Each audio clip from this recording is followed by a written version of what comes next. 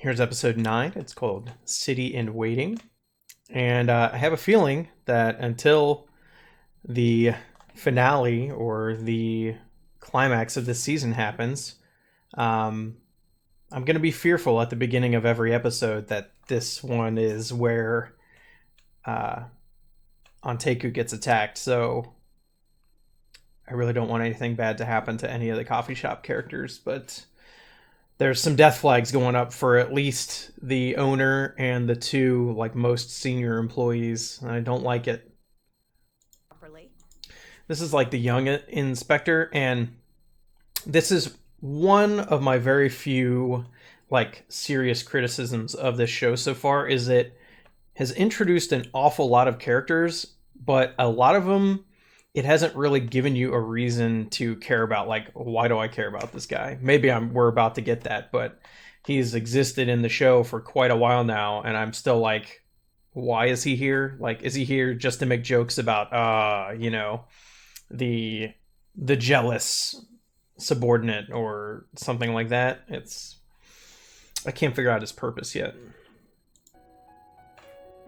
Just in case they die. Wow. That's heavy.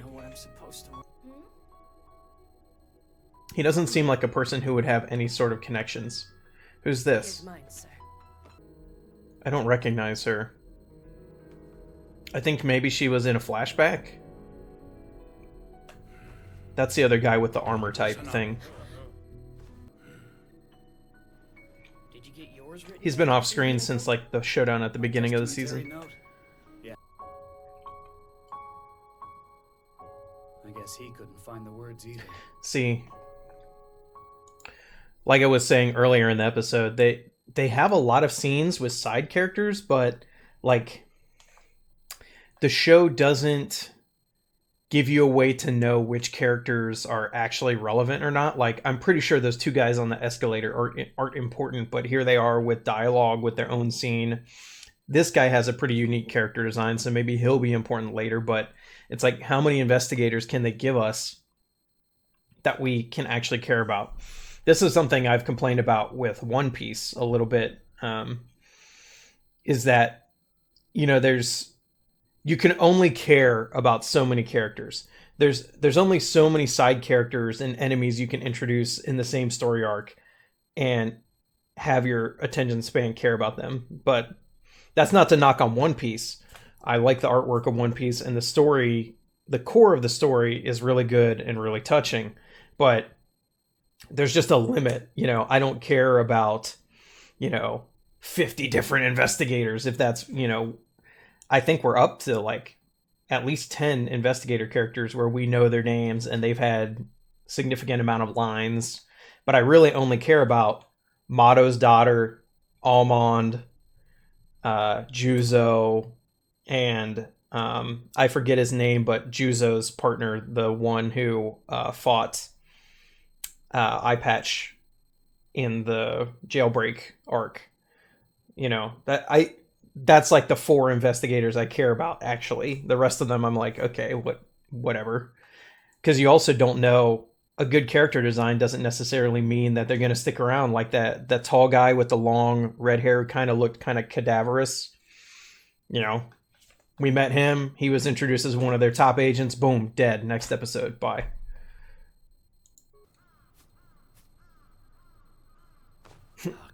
They have to keep meeting like this. Investigator. I don't care!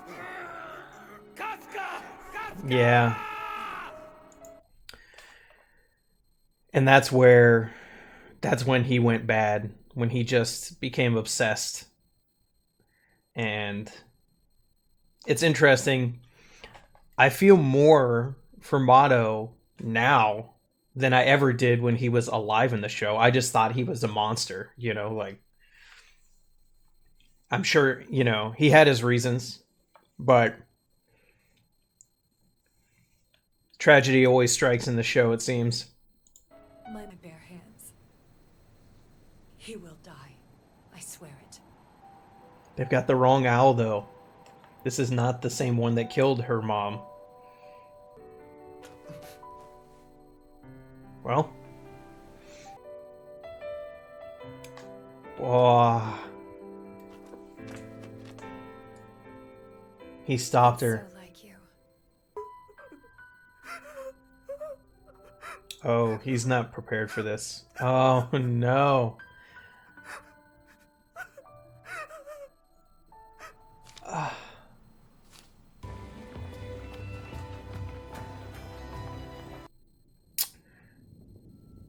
CCG's attacking. Yeah. Evacuation was completed ahead of schedule and may Oh, move forward no. as early as this evening. Commence the operation. No. Oh.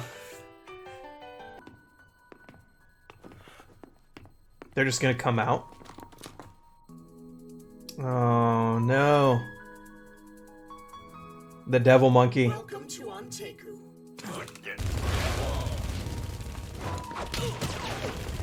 Welcome to Anteiku.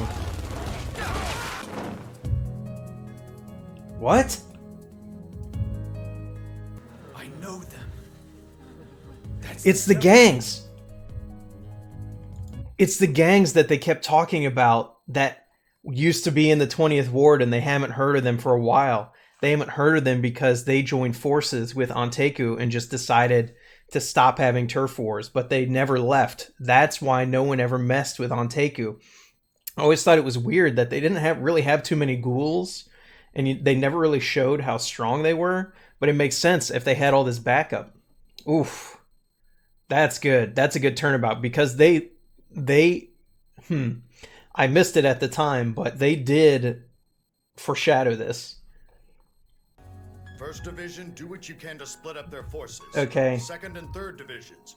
And this is where the CCG is going to realize they've got the wrong target because Algiri's not going to show up, right? They know who the main Algiri members are. So, yikes. Anteiku has tried to not kill humans before this. They just have no choice now. Bow wow. Like, this is crazy. So, there's all sorts of history here and backstory that we haven't gotten to see. And I wonder if it's going to do like what this show has kind of done in the past, which is have the event and then explain the backstory later. Because there's a lot here. There's like rival gangs. There's all these investigators who did stuff back in the past that we're just now getting introduced to. I feel like there should be like a whole prequel series that shows you all of that separate from this. Maybe there is, and I just don't know about it. There you are. It's Yoshimura. We're actually going to get to see him fight. To take my fate, I know that I am evil. As are each I know and every one of you. that I am evil. That's kind of sad. That's so sad. Because he's been so kindly and like helped all those ghouls.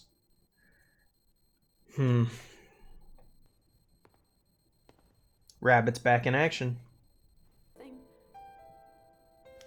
He was asked to take care of everybody. Always said that we'd help each other out. It's like their own self-punishment, Sick with sin. their penance. Don't I deserve to be punished? After I was just complaining at the beginning of the episode about introducing side characters that we don't care about, but they have quickly, in the last couple episodes, made me care about these two. I'm gonna lose it all. I especially don't want Yoshimura to die. I made a little extra. She's not going to get there in time to do anything. I don't want her sitting around waiting for me till she's old and gray.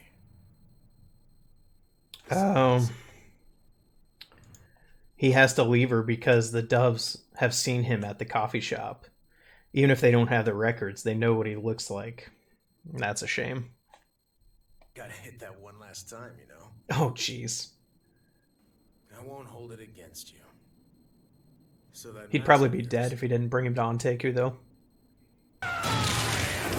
Whoa. Well, he's totally lost it. He looks so different than usual. Phew. He's quite a unit, isn't he? What? Dude, get wrecked, CCG. There they are. They're basically their trump cards against the owl. I wish you had the chance to share some with him. They, the worst part is this all could have been avoided. Like, Anteiku didn't want to do this, but now there's no going back. I mean, how many CCG agents have been killed now just in this raid? They could have been friendly with each other, and it just didn't work out that way. The only question is, will he get there in time to save anyone? I think Yoshimura himself is a lost cause. I think there's no way that he gets away. He's the main objective of the CCG's raid, and I think he himself doesn't want to survive it either, so we'll just have to see. The worst part is going to be when the CCG sees the owl again, realizes they got the wrong guy, and they lost all these men for nothing, basically. That's going to be rough.